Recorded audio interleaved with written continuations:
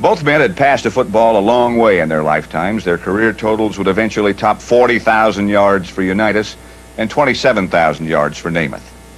But on this particular Sunday afternoon, the two adversaries were not thinking of records. Victory was all that mattered as they stood toe-to-toe and fired spirals until the air was blurred with footballs.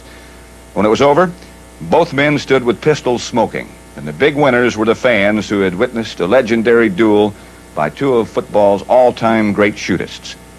This is the way it happened. In the first quarter, both teams would score only once. Namath tried to run John Riggins early, but he knew he'd have to pass because the Colts defense is practically invincible against the run. Even his first pass was off, one of the few he would throw to Don Maynard, one of the few he would not complete. The Colts have a strong pass rush even without the injured Bubba Smith, and on third down, they almost caused a turnover. But Namath's arm went forward, and it was ruled an incompletion. So the Jets' first series went nowhere. On his second series, however, Namath began his incredible day. His plan was not only to pass, but to pass medium to long. His first completion was significant because the man who caught it was Ed Bell, the Jets' 5' 9" wide receiver, who some thought was too small to make it. 3 plays later, behind perfect protection from number 75 Winston Hill and the rest of the line, Namath went for Bell again deep, and the result was 6 points on a 65-yard touchdown.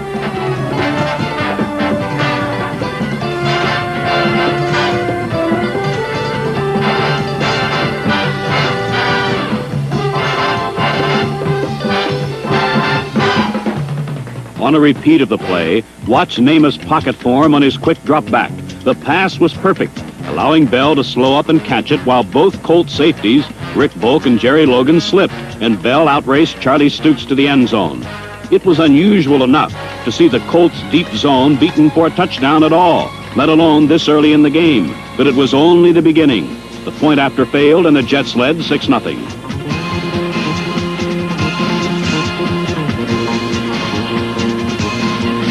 The Colts' first quarter was rather similar. Unitas tried his short game early, some runs and short passes to his setbacks, but the Jets' defense was ready, and led by the return of number 81, Jerry Philbin, was defensing the Colts well early. With Philbin and John Elliott back, along with John Little and Mark Lomas, the Jets' front four is strong and would pressure Unitas for most of the game.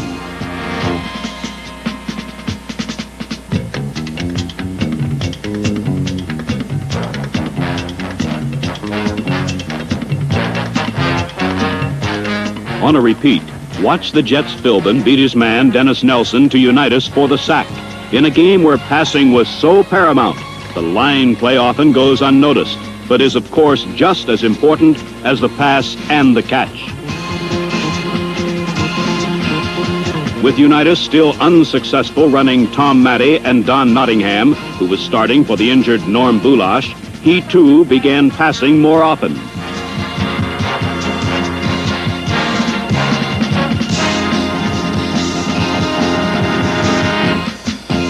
The Jets' secondary figured to be their weakness with 4 young starters, none of whom had more than 3 years' experience. But the Colts have inexperience at wide receiver, and rookie Cotton Spire, number 28, couldn't hold this one in bounds. So Unitas decided to use Tom Mitchell, his tight end, and Mitchell led a Colts drive downfield near the end of the quarter, dragging his smaller defender, Phil Wise, for a first down on the Jets' 40. Then came the equalizer, a play the Jets last saw in the Super Bowl. They didn't see it then, and they wouldn't see it now.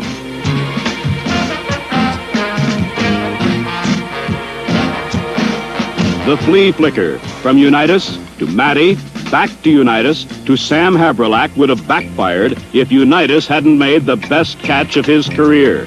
In the Super Bowl, Earl Morrall didn't see Jimmy Orr all alone and threw an interception that turned the game in the Jets' favor. This time it worked to perfection, and the Colts took a 7-6 lead. Then on the last play of the quarter, the Colts would get a chance to increase the lead as Roy Hilton pinched in from the right for a rare sack of Namath. The Colts recovered, and the first quarter ended with Baltimore's defense looking as tough as ever.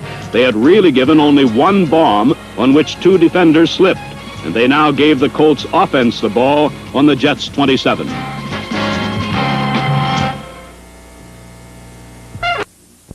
But from here, a problem the Colts had on opening day, and one they would have in this game, became evident. Unitas couldn't take the team into the end zone. 3 plays failed, and they settled for a field goal and a 10-6 lead.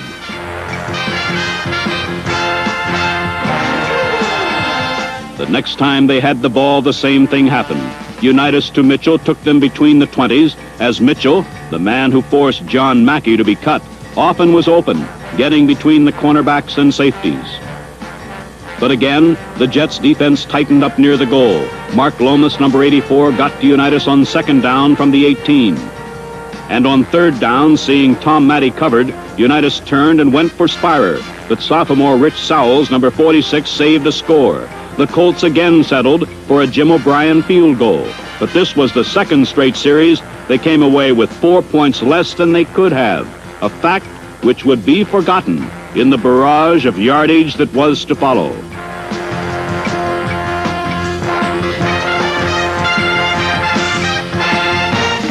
The barrage started on the Jets' next series. Namath figured passing medium and long was his only chance, and here he went to Rich Castor, his tight end, who would loom even larger in the second half. On the play, the Jets' chances seemed to diminish, however, when center John Schmidt had to leave with an injury. Schmidt is perhaps the key man and most adept man in the line at protecting Namath, and the Jets have to use a backup guard to replace him.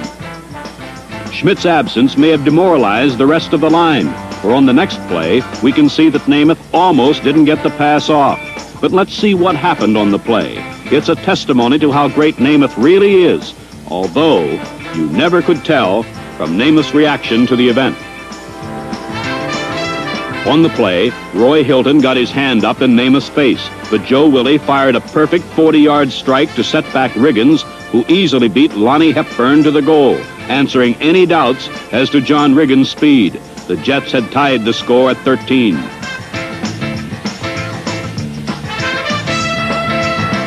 New York then kicked the ball into the end zone, but was penalized, and Howfield had to kick again. It proved to be a 100-yard penalty, for Don McCauley took the gift kickoff all the way.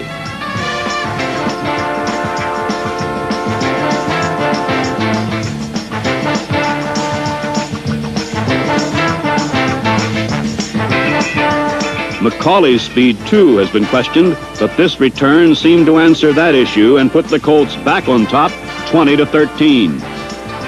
Although the kicking game would be overshadowed by other facets, it continued to play a key role.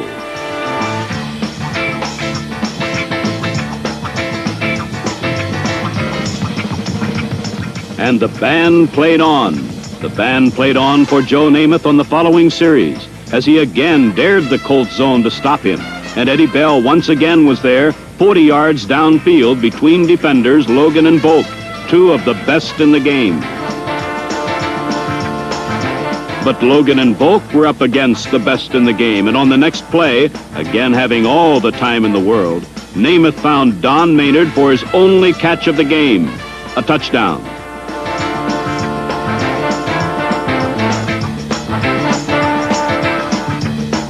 On a repeat, we can see that linebacker Ray May was now trying to stop Eddie Bell at the line, fearing him the most.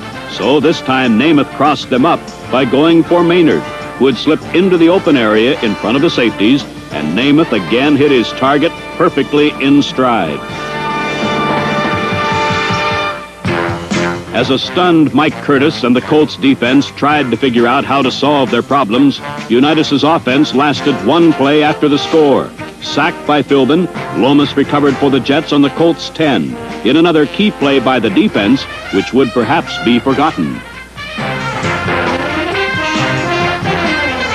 Namath hadn't thrown too many 10-yarders in this game, but this one, like the 40-yarders, also came quick and easy. Rich Castor screened out Logan and made the catch. In just 3 minutes, the game had seen 4 touchdowns.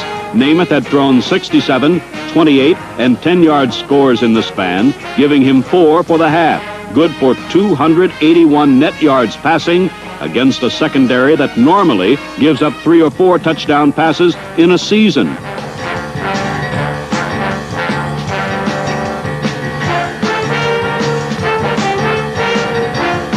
But John Unitas has seen a lot of games come and go, and he's the master of the 2-minute drill, even at 39 years old. Sure enough, he led the Colts downfield with a couple of passes, a short one to Tom Matte, and a beautiful bomb to Sam Havrilak, who easily beat Early Thomas and went out on the Jets' 4.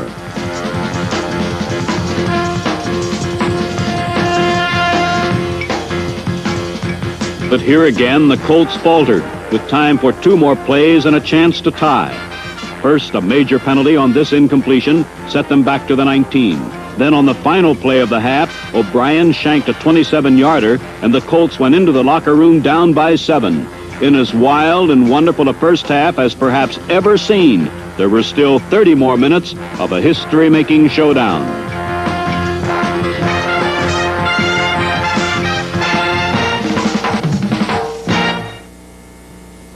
You really got... He would not complete. The Colts have a strong pass rush even without the injured Bubba Smith, and on 3rd down, they almost caused a turnover, but Namath's arm went forward. 2 adversaries were not thinking of records. Victory was all that mattered as they stood toe-to-toe and fired spirals until the air was blurred with footballs. When it was over, both men stood with pistols smoking, and both men had passed a football a long way in their lifetimes. Their career totals would eventually top 40,000 yards for Unitas and 27,000 yards for Namath. But on this particular Sunday afternoon, to run John Riggins early, but he knew he'd have to pass because the Colts defense is practically invincible against the run. Even his first pass was off, one of the few he would throw to Don Maynard. One of the few. Big winners were the fans who had witnessed a legendary duel by 2 of football's all-time great shootists. This is the way it happened. In the first quarter, both teams would score only once. Namath tried